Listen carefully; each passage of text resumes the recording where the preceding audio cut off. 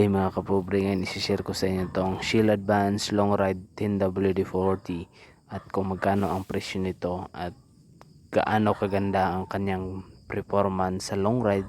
Ang presyo pala nito mga kapobre sa mismong Shield gas station ko siya binili is 584 pesos po.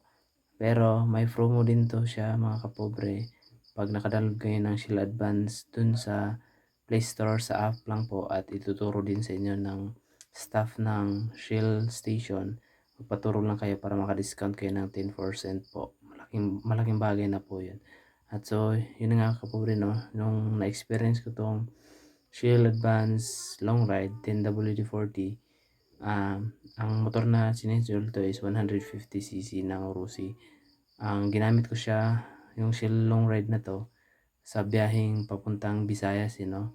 Galing po tayong Antipolo, Metro Manila, at papunta tayong Bicol to Matnog, Sorsogon to Cebu, Maya, Daan, Bantayan, Cebu, tapos Mactan, Lapu-Lapu City. So, ang nakalagay pala dito sa sulat ng Shell Advanced Long Ride mga kapobre no, is maabot siya ng 6,000 kilometer yung capacity niya. Pero nung rides natin is mula Manila to Sorsogon, Matnog to Visayas nga po is lumagpas po tayo, naging 7,000 kilometer tayo, pero maganda pa rin yung performance ng motor at gustong gusto ko pa rin tong langis na to kasi habang umiinit yung makina is nag-i-smooth palalo yung takbo nyo at yung lumalaban yung power ng motor.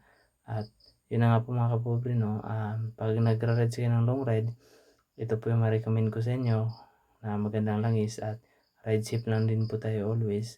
Ingat sa pagmamaneho at huwag masyadong mag-overtake at huwag masyadong mag-overspeeding po no. At yun na nga po pre, maraming salamat sa pag-views sa aking YouTube channel at huwag niyo pong kalimutan, alam niyo na po, salamat po, bye bye.